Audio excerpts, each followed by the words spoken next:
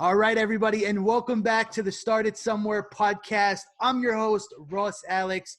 I want to thank you so much for tuning back in. Now, today, my friends, we have a jam-packed episode. I'm excited for this one because, my friends, I have for you the real Danny Garcia. Tuning in to the Started Somewhere podcast. Now, listen, my friends, it's a big episode. It's a big episode. You know, Danny Garcia, he's one of the realest in the game, folks. He happens to be my realtor. He helps me buy properties. He helps me sell properties. He's one of the best in the game. Danny, welcome to the show, man. Hey, Ross, how are you doing today? Glad to be on your show. Hey, bro. It's good to have you here, man. I know the people are excited, and I can't wait to share with everybody kind of like your come-up story, what you're doing right now, and, you know, how you got to where you are at today. So let's start off by telling the people, man, who are you?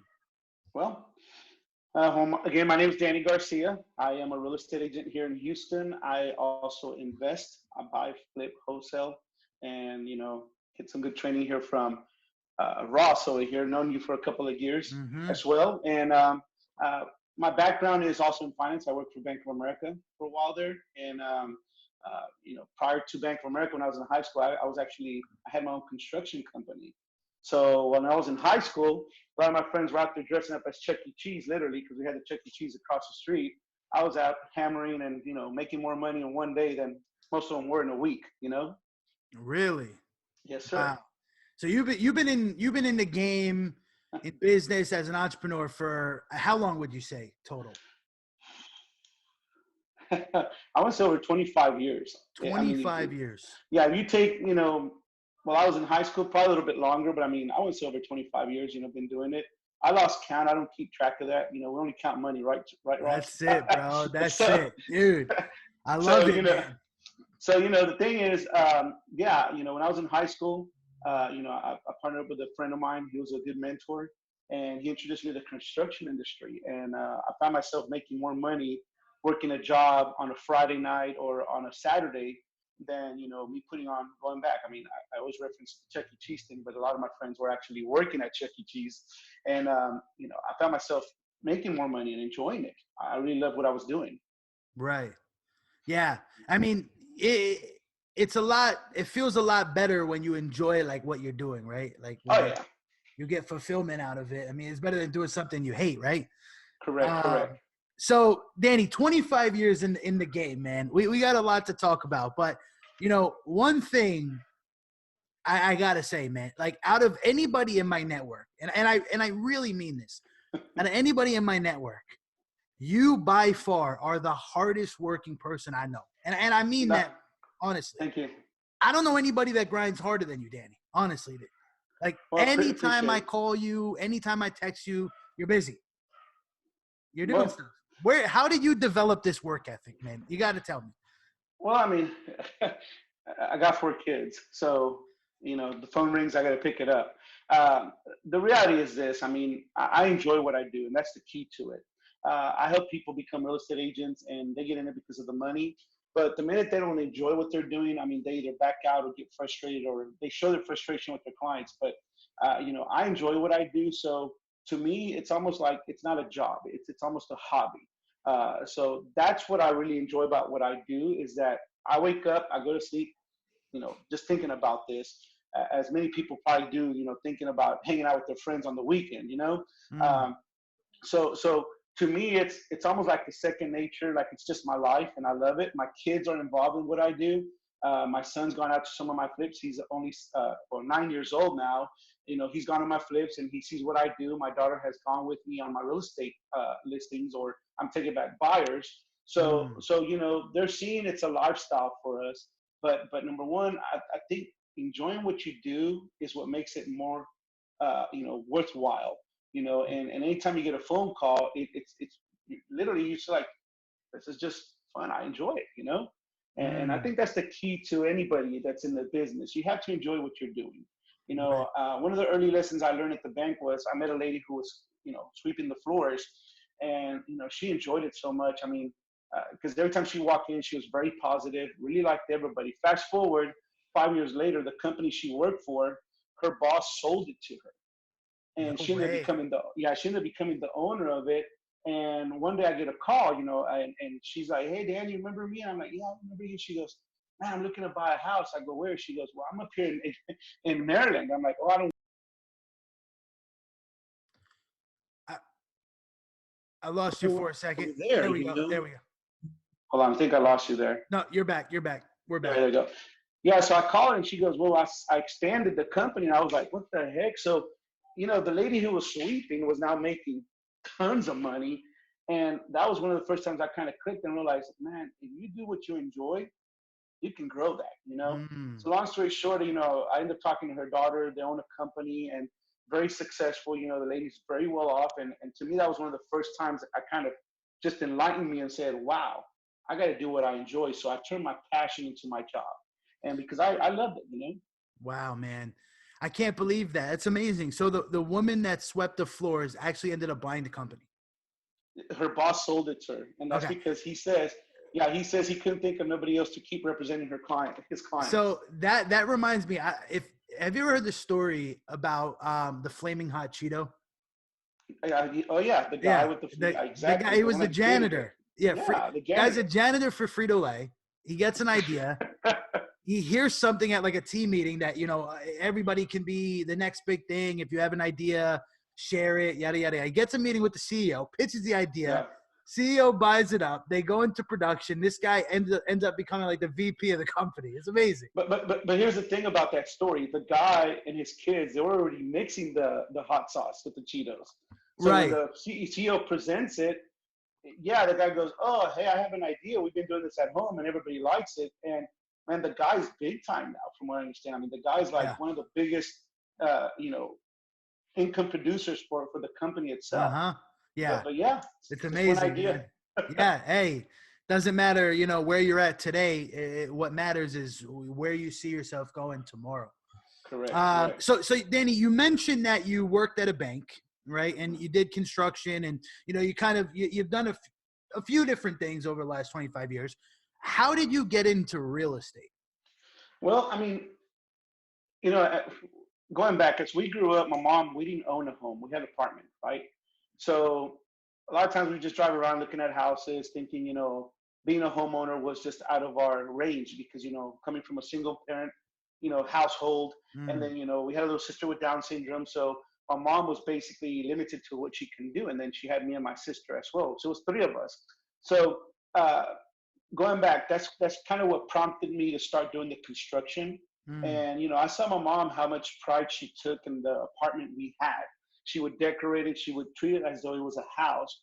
So that kind of started intriguing me to look into real estate. And as I started doing the construction, I realized the kind of money that was there. And then seeing some of these construction workers, how much money they were making, but yet people were looking at them like they were low blue collar worker, poor people. And some Mm. of these guys were making more money than some of the guys that I knew that had upper management or upper level positions. So that was the first time I realized and said, crap, there's money in this to be made too.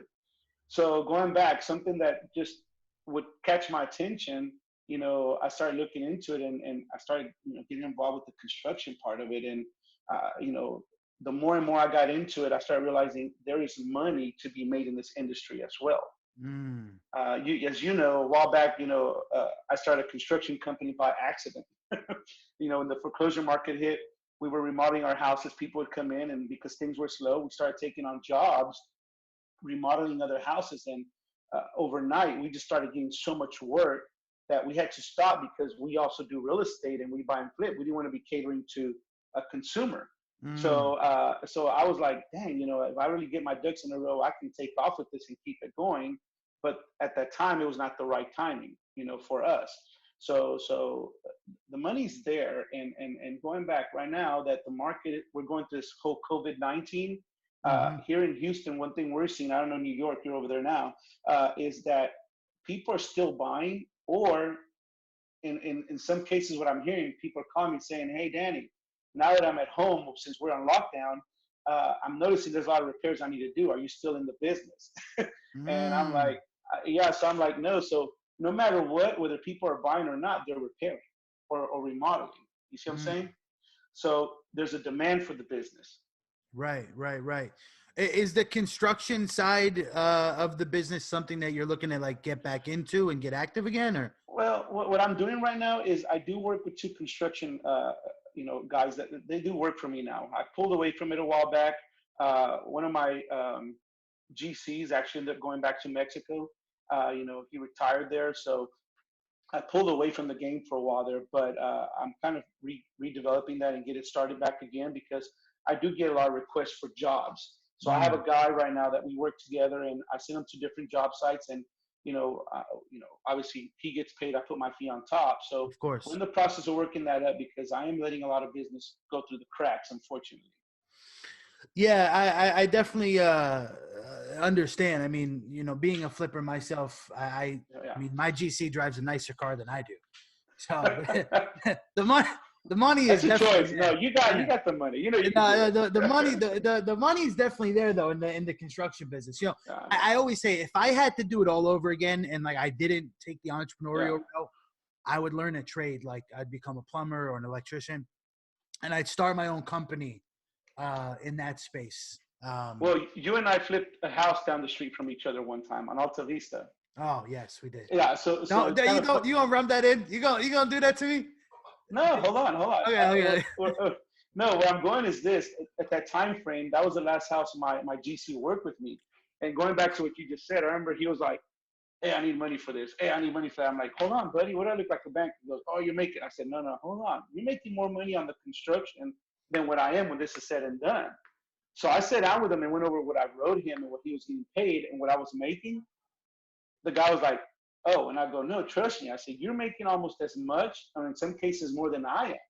But like you said, I mean, for a moment I was thinking like, crap, maybe I should just stick to, being a contractor because, there's some deals you and I've done that we know, you do very well, you make good money, and then some of them that you're kind of like, crap, I should just give it away and get rid of it. But Danny, why don't you tell the people how you? Okay, let me back up here. So Danny and I had a flip on the same street. Okay, Whatever. Danny, of course, helped me sell mine, and he had his own flip. Danny, your flip, which was I think 100 square foot bigger than mine, appraised for $10,000 or $15,000 more than my flip. Well, Okay. but remember what happened was, so when I bought that house, that particular house, the comps weren't there for it. But then I kept looking at what the market was doing at this moment. You were telling me, hey, let's list the house. Let's get it sold. I was like, hey, Ross, let's hold on. I think this thing's going to go up. You're like, no, I'm bleeding. And I'm like, Ross, let's look at the numbers. So I'm like, fine, put it on the market. So our house was very identical to each other. Square footage. And ironically, I think we sold yours for like 145, I think. Yeah, something like 150. that. Yeah, and I sold mine for like 160. So it's about $15,000 more just by waiting that one extra month. So what happened was, obviously, I waited a little bit longer to put mine in the market, but I ended up getting those two additional comps that were still being listed at the time. And I was being very optimistic about them being sold. And ironically, they did. So they became a comparable for me, but at the time for you, they weren't a comparable for me. They were not. Yeah, they were not. So, so I always tell people that, when you look at the market, look at what's going on as well, because that house, I actually held it for 2 months for that reason, because I saw that coming in and I've done it before. And there's times where I've done it where I'm like, crap, I got to done this quick because, I'm seeing lower comps as well. So hit or miss. I have a property in Kingwood right now. I mean, Kingwood's been flooded twice, and every time it gets flooded, we're about to start redoing this house. We get flooded, property, values go down. So that's one that's really killing me on the back, Yeah. So Danny, what year did you first get licensed as a real estate agent? Wow. I want to say it was in 2003 when I got my license. It was a little bit right after September 11th. Yeah. Okay. September. Were you working at the bank at the time as well? Well, here's what happened was I was working at the bank. I knew I wanted to do real estate when I was at the bank. One of the things about the bank, people walk into the banking center and you see the VP or the president,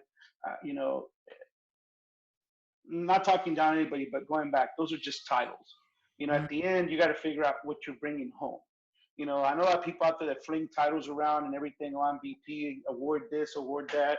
I mean, I got a picture back here I got for being at the bank for a long time, and this other one on this side. I mean, that doesn't pay my bills. You know, so I Mm. started analyzing and realized, you know what, I can have the titles, I can have the positions, the fancy desk, the fancy office, but what's the use if I'm not bringing money home? Mm. So I remember sitting there and I said, let me try one more bank because I was doing, I worked for, Bank of America for a while. I said, let me try one more bank and maybe it's just the bank. And so I moved over to a different bank. And within a month, I realized it was the same way. So I was trying to figure out what the president or the vice president of the bank was making. And that was my goal, to be in that position. So I spoke to one of the recruiters and found out that they would disc us. I was not too familiar with the disc profiling at the time. And I found out that I was a very high sales, a very good representative when it came to sales. So the bank said, we don't need you in a management position. We need you in a sales position. So that kind of Mm. opened my eyes and I realized like, crap, the bank's telling me you're a money maker, but I'm making it for the money, not for myself. So when I moved over to the next bank, I confirmed it because they kept emphasizing you can't be in the office, you need to be out and about.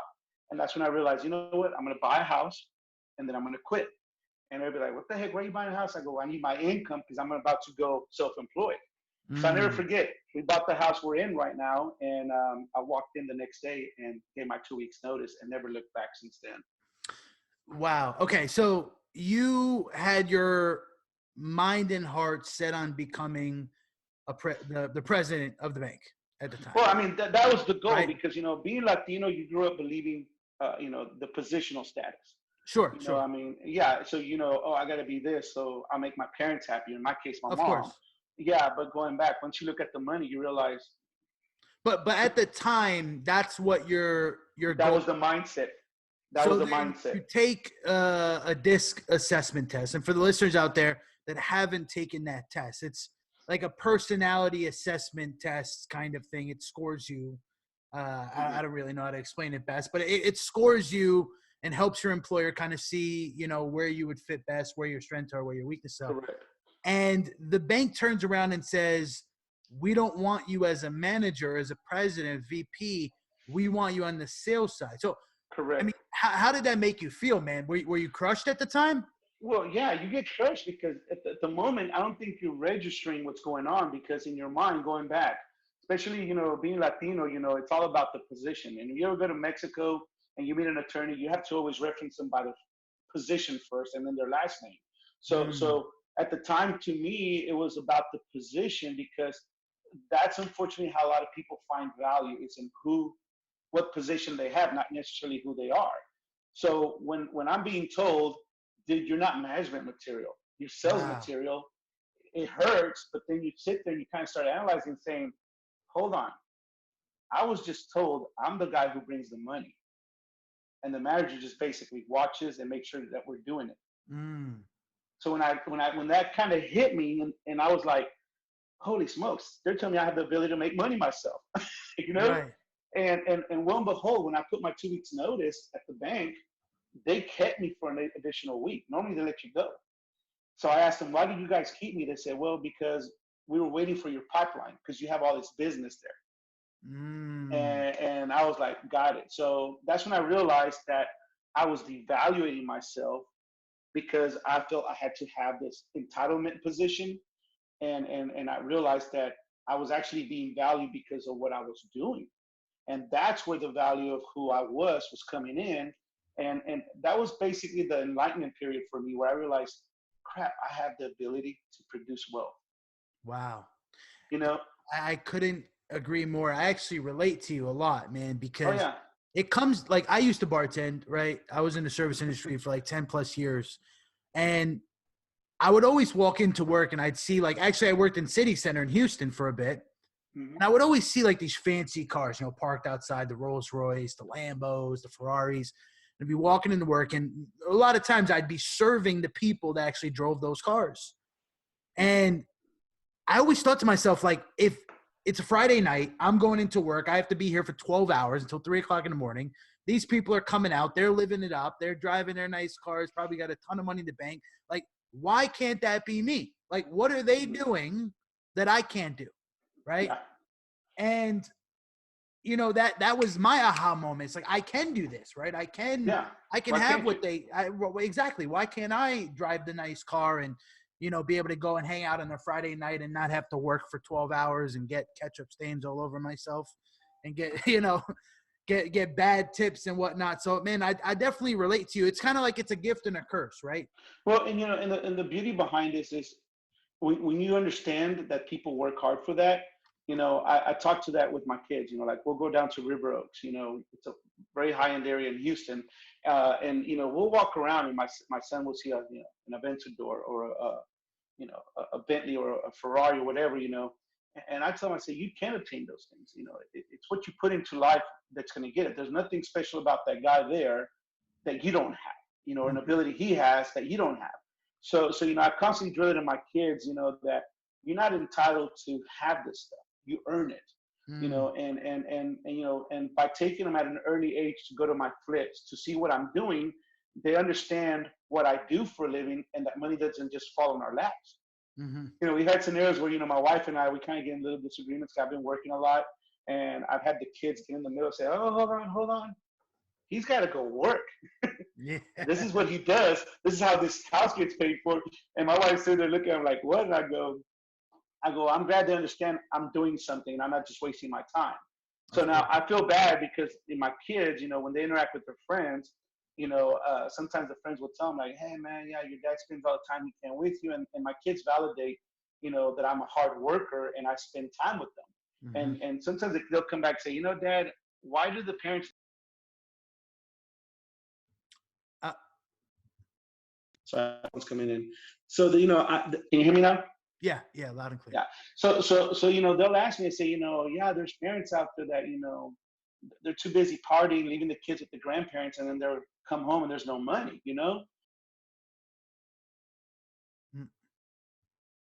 Sorry. We're having some tech difficulties, but we're back.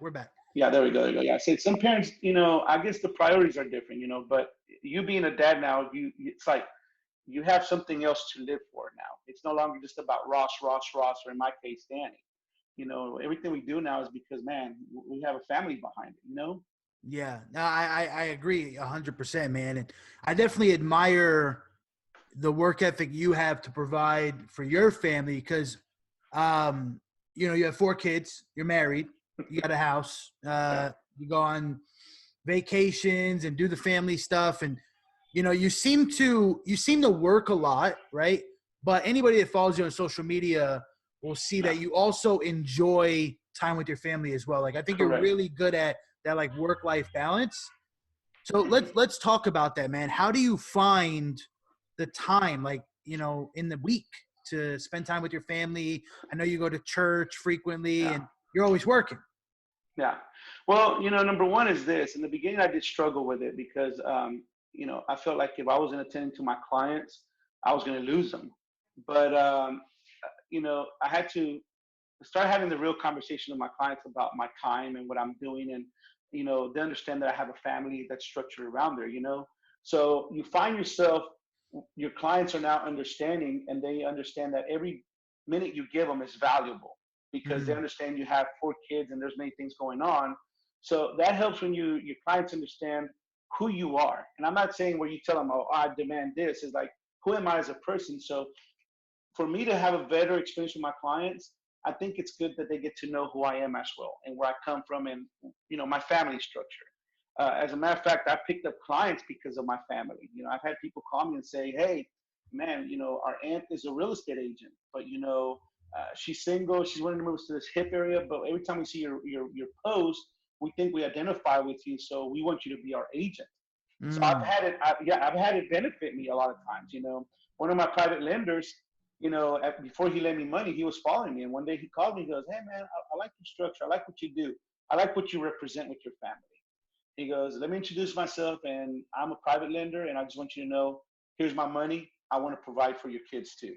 And I was like, what the heck? So, I started realizing that the family structure also brings value to who you are. Because when you're revolving around a house, usually a house revolves around the family structure. So it's been very beneficial to me. And now what I do is, if I have a baseball game with my son, I put it as though it's an appointment. And when clients ask me, "Are you available?" I tell them I have an appointment. Many of them understand where I'm coming from because they'll see me later on posting I'm at a baseball game. But, and they won't fight me for it. And I just stick to my schedule saying, I have this going on. It's an appointment. Can I put you another time?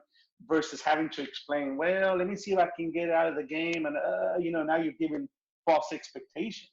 So it's better to be very straightforward. Tell them I have an appointment. I actually have this going on. Or in some cases, you just say I have an appointment, And that's what helps me a lot. Okay.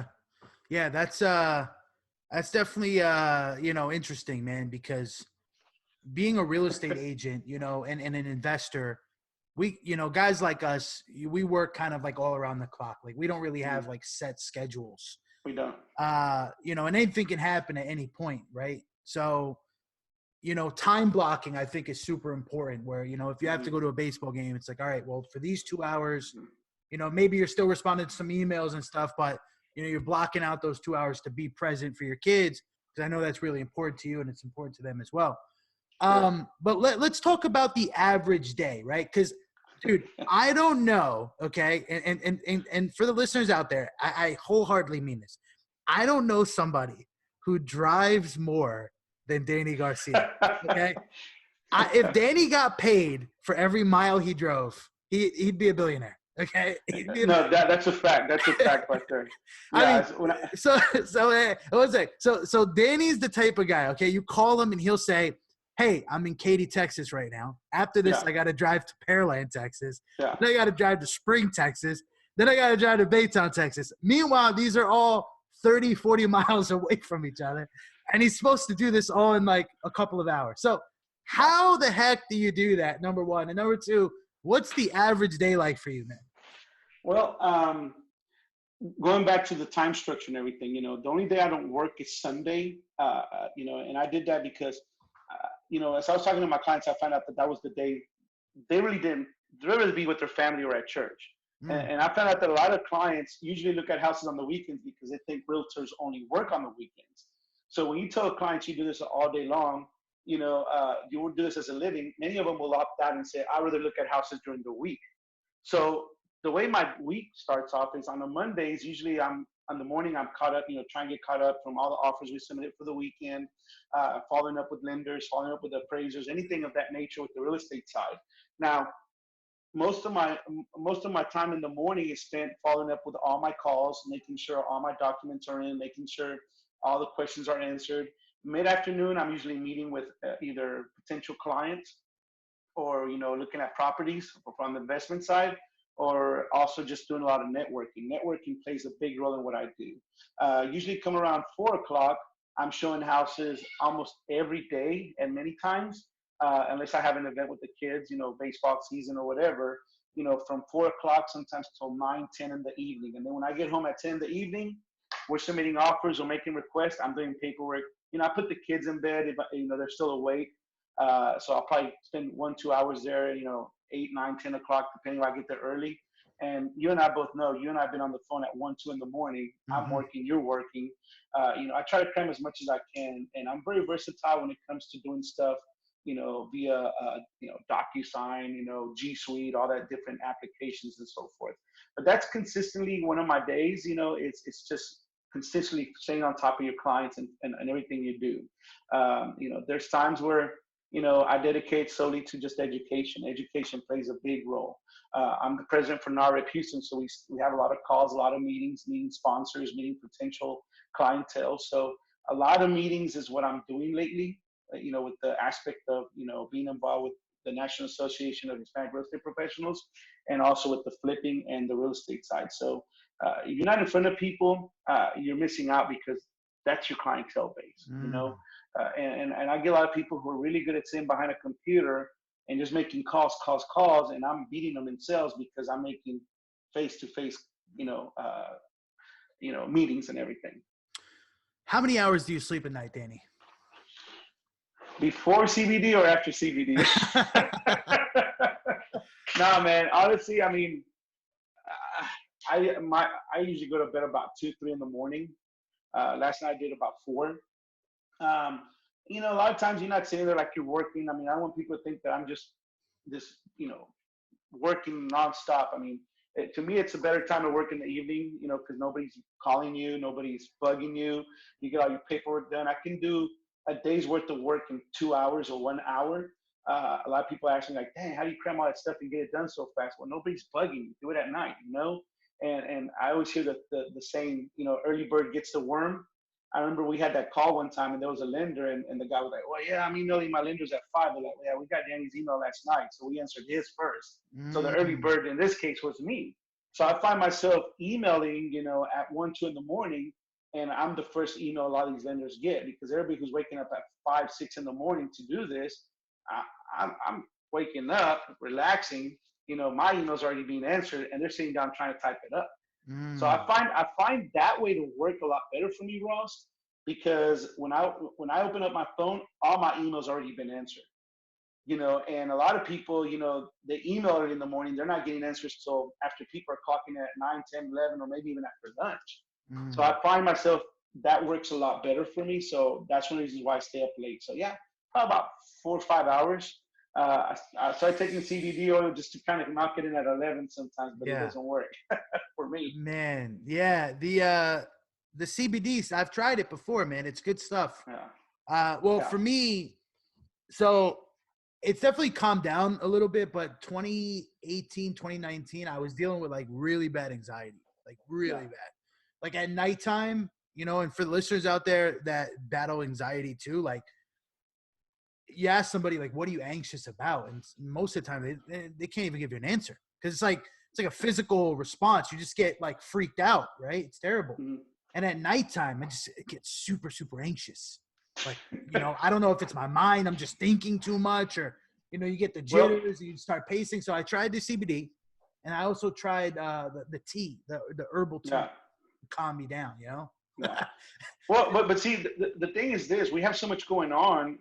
Your mind's constantly running, you know, like for example, before we had the whole shutdown in Houston, I mean, I remember the first 3 nights I was basically, I couldn't sleep.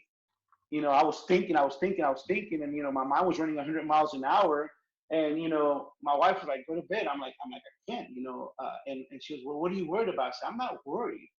I'm coming up with a game plan because I gotta start getting as many things as I can right now in the pipeline. So like right now, the last week, we crammed so much down our pipeline. I mean, it's incredible. I can honestly tell you what I have coming up in closings is normally what I would do in 3 months. I'm doing it in 1 month. But see, you get that sense of urgency, you know, instead of sitting back like, oh, well, whatever, you know, your creative mind just starts running. You know, it's that, what is it called? Fight or flight. You know, and that's what happens to people like you and I. We just, I don't know, we wake up and we just start thinking. And I had to walk into this office and write it down or you know, pull out my phone and send myself a text. Yeah. You know, so you get that pressure. It's like exactly. you gotta work, you know, work better under pressure sometimes, you know, maybe. I work a lot better under pressure, a lot better. And I can get a lot of stuff done. And people who know me will tell you, if it boils down to it, Danny will get it done by himself. You know, and I thrive under pressure. Do you ever feel overwhelmed? You know, I do, Ross, but unfortunately, I only blame myself, you know, because, and I try not to show it to my family or my kids because number one, I see people who get overwhelmed, they get really frustrated with their family, but I realize this is something I can control, but I'm not. So I kind of have to sit back and just kind of overwhelm myself, but at it's kind of hard to explain, but to me, it's almost like I'm chilling, you know, and my wife knows it, that she knows when I'm really quiet, it's because I'm overwhelmed or I'm thinking. And the minute I just stay quiet, she's like, oh, something's going on. And she knows that's how I kind of just sink it in. And then boom, I just kind of like, okay, good, got it, you know?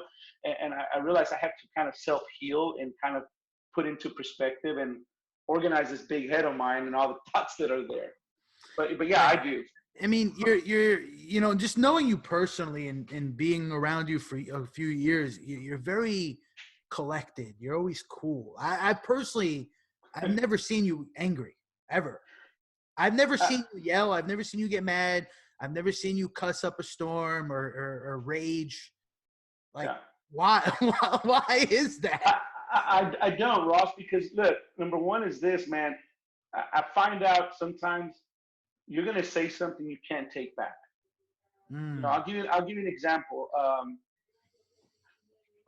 You know, a while back, you know, we were working on the property, and you know, one of the guys I was working with went off on our contractor, our framer, right?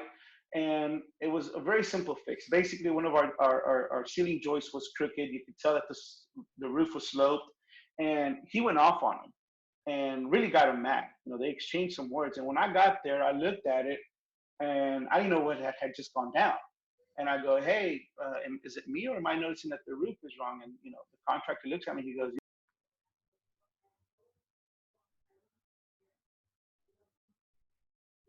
sorry. He goes, can you hear me now?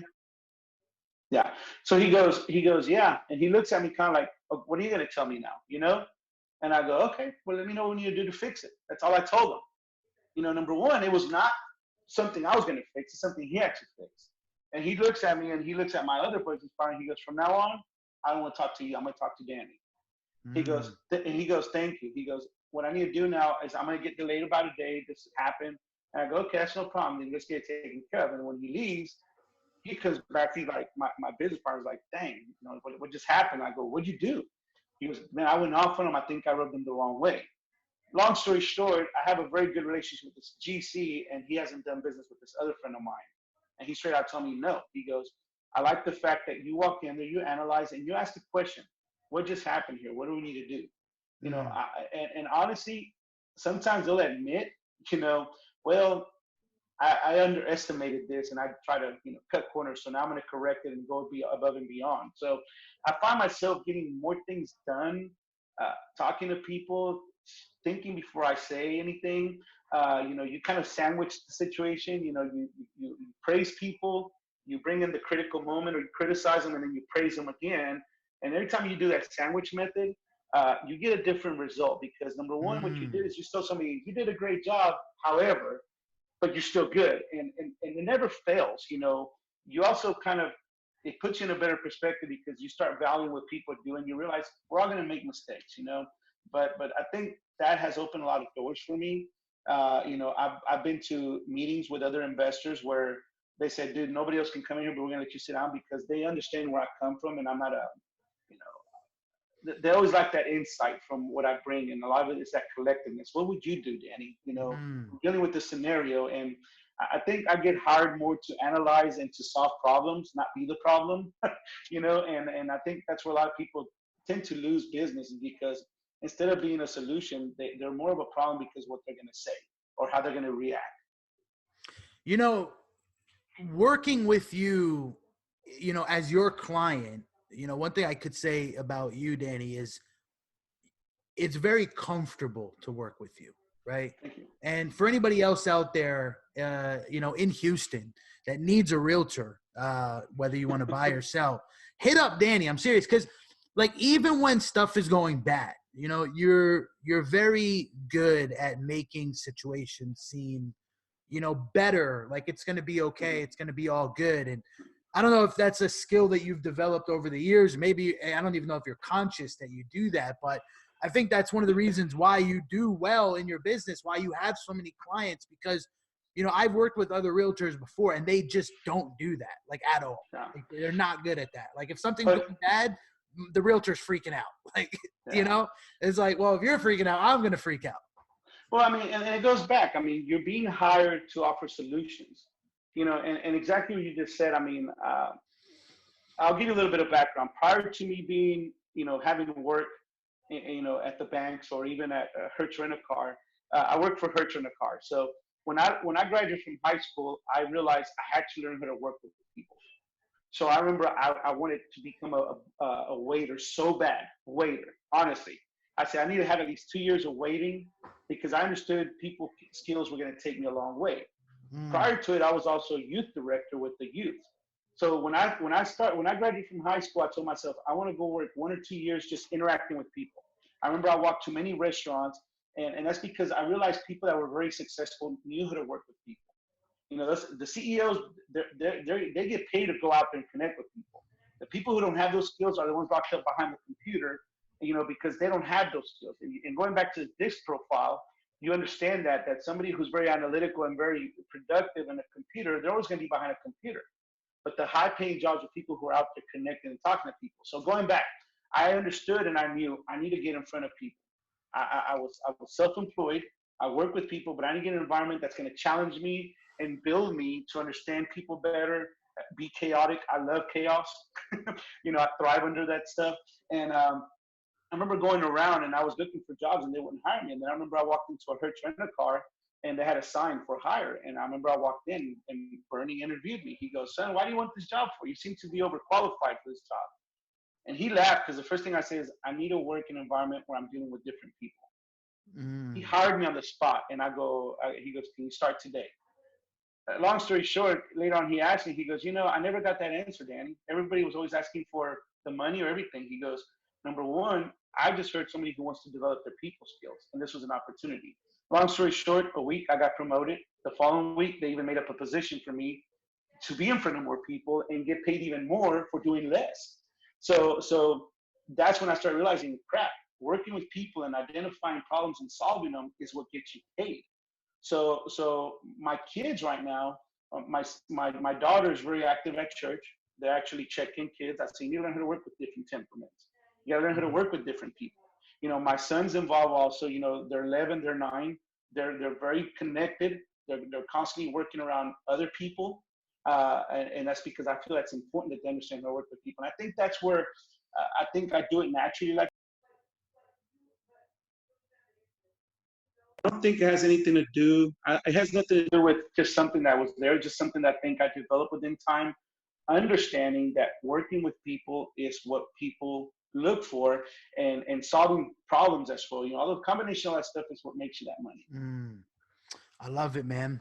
So, Danny, let's switch gears here and talk about going forward. Because right now, at the making of this podcast, you're a very active real estate agent.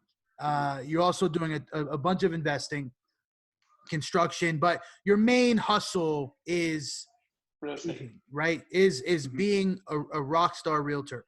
Mm-hmm. And you kind of do it all, right? You sell $100,000 house, you sell a $2 million house. I mean, you don't really I don't discriminate. Yeah, you kind of do it all.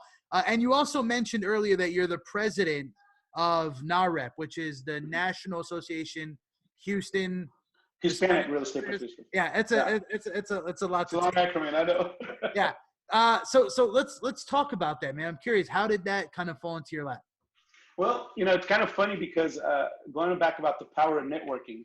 So one of my mentors, who's also a big agent in Houston, we'd always talk here and there, on the phone. And I remember I would say, "Dude, I want to be like you one day. This guy's pushing tons of properties."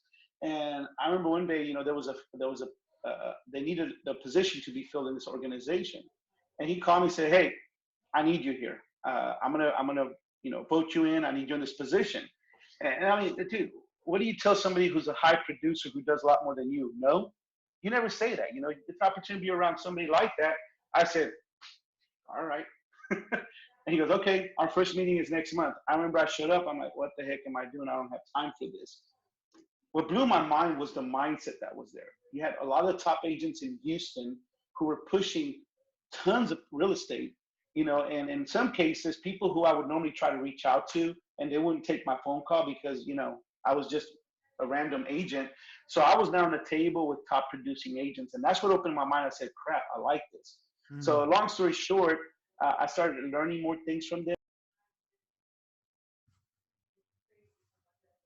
A lot of them dropped their guard and started showing me how the business ran, how they were dealing.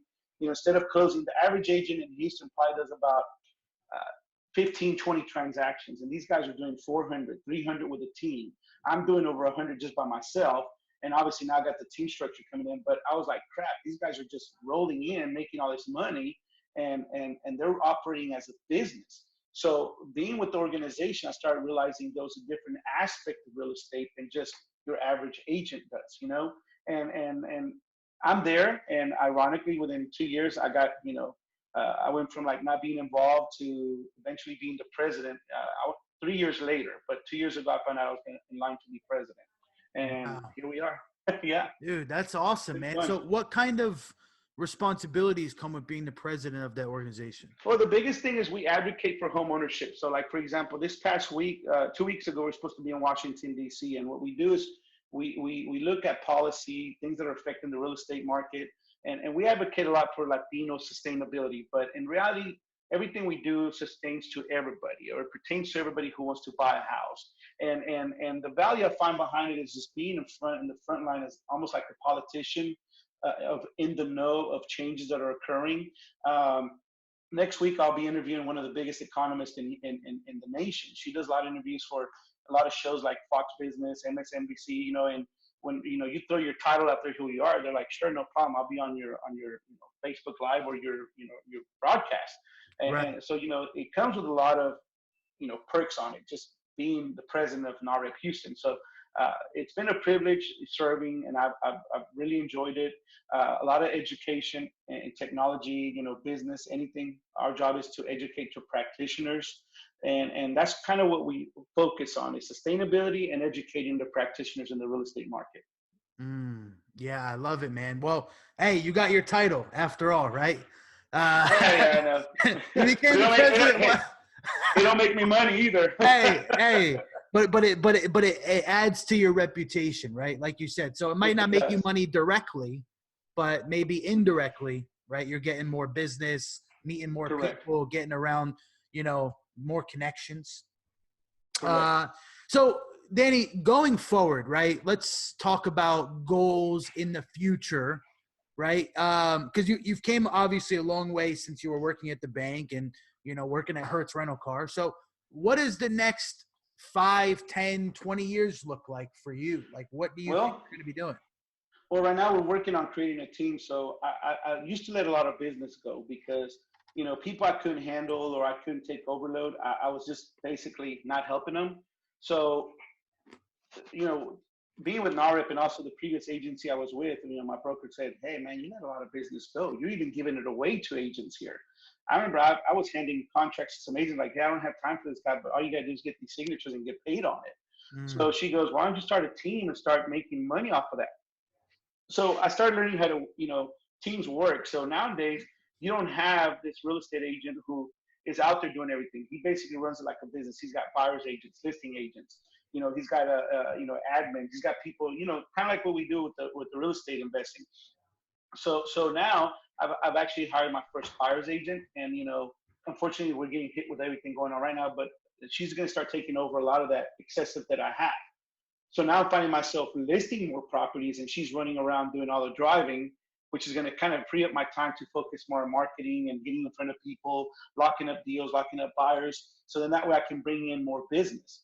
If things continue at the rate they are, then I'll be selling double the amount of real estate this year, and perhaps towards the middle I'll be hiring another agent or somebody to just do all my admin work. So the goal is to create the business structure and almost like you're selling products and you have multiple agents working underneath you. So that's the goal. And then that way it frees up my time and I can focus back on real estate investing. I haven't done investing in probably about, I do a lot of wholesaling right now, but I haven't flipped the property in probably over 6, 7 months. And we are building a house in the Heights. I am partnering up with a friend of mine. It's a $925,000 listing. And, I kind of want to get back to that again because that's what I find the most satisfaction with. mm. Do you ever see yourself opening your own firm, like your own brokerage? I thought about it, but no. Why all that overhead? One of my mentors right now that I have, I asked him the same question because he runs multiple teams. He has one in LA. I'm going to move because my device is losing power. So I asked him. I said, I kind of want to go ahead and open up my own brokerage firm. He goes, well, why? And I said, well, it'd be good to just kind of get that all underneath my belt and have all these agents. And he goes, well, why don't you just go to one broker and start a team and then go to another city, have another team and just create teams, throughout, the state of Texas and not worry about all this rent and all this stuff you got to do. And I'm like, I never thought about it. So I saw his model and I saw that it worked and I realized, you know what, maybe this is the way I need to do it. And ironically, this is the way of the future now. A lot of people are creating teams and multiplying, throughout the city, throughout the nation, or throughout the state. So yeah, I think the whole thing about starting a brokerage firm is just no longer the ideal way of doing the business. Mm-hmm. I like it, man. So it sounds like you have a pretty solid plan in place, and you're going to be scaling that operation, delegating more over the next coming years, and then focusing, like you said, on doing more construction, more investing, Correct. and whatnot. So, fingers snapped in the next, let's just say 20 years from now, where are you? Are you still in the house that you're in now? Like what kind of well, you know me, I've always wanted to move back inside the loop. I moved out here and I told my wife, hey, we should move back into Houston. But my kids are picking up on what I do. My daughter is really picked up an eye for real estate interior designing. Every time I go to a flip, I take her with me and she kind of gets to see the interior design aspect of it. I mean, most of it's design selection, but she sees the business of it. So she's already telling me that's what she wants to do. And then my son wants to do what I do. He wants to be an investor. So 20 years from now, I mean, I can honestly see these kids running the business and me just kind of leaning back and just taking it easy, making money off of them. but hey, that's awesome, man. No, and they told me already they want to do it, Dude, I mean, they got the right dad for it, man. I'm sure you're instilling those values and those entrepreneurial ways in them. I mean, my little girl's 2 months, man, but I hope she hears the podcast and stuff that I play in the background while she's sitting next to me. She's taking notes. So, Danny, a lot of the listeners are going to want to reach out to you, man. Like, what's the best place for them to contact you if they want to hire you as a realtor or just hang with you, learn from you, or, Well, you can call me at 832-545-0236. Once again, that's 832-545-0236. Or you can look me up on Instagram. A lot of people are looking me up on Instagram under the Danny Garcia. Danny Garcia. Danny Garcia, yeah. Or you can email me at danny@houstonrealtydirect.com. That's DANNY @houstonrealtydirect.com. Awesome, man. Awesome. Now, I ask every guest this question, and I ask that you take like a minute to think about it before you shoot. But the question is, in your entire life, what is the best advice you've ever received? Well, I was working at Bank of America, and it was actually a fortune cookie. I remember there was this manager, pretty frightening because every time I asked a question, she would get upset because we were asking her questions. And I almost wanted to walk out of the bank. I remember that day I walked over to a Chinese restaurant and I opened up a fortune cookie. And the fortune said, "He who is afraid of asking is ashamed of learning." But once again, it says, "He who's afraid of asking is ashamed of learning." So I remember I went back and I put it right there on my desk. And I said, I'm going to ask questions whether she gets mad or not. I got to learn this. Long story short, I was being offered a position, a higher position within a month. And I realized there's nothing wrong with telling somebody, I don't understand this, or can you explain how this works? We don't know everything. So being able to just put your guard down and tell somebody, hey, pardon my ignorance, but I don't think I'm understanding what's going on or what's expected. I think that's the best thing you can do versus acting like you know what you're doing, because every time you're learning and everything you do, there's a learning opportunity. But to me, that's probably like the best thing that ever changed my life, because I remember I wanted to walk out of the bank. And I think if I had walked out of the bank, I don't know where I would have been right now. And personally, I like my life. I like where I'm at. But I think not being afraid of asking questions has brought me to where I'm at. Boom. And with that being said, Danny, thank you so much for being on the show. It's been a pleasure. Tons of value. And I'm sure a lot of people are going to be reaching out to appreciate it, man, to buy you lunch, man, down there in Houston. So we'll stay connected, of course. We talk all the time, always, man. So I'll catch up with you soon. And thanks again, man. Take it easy. Bye-bye.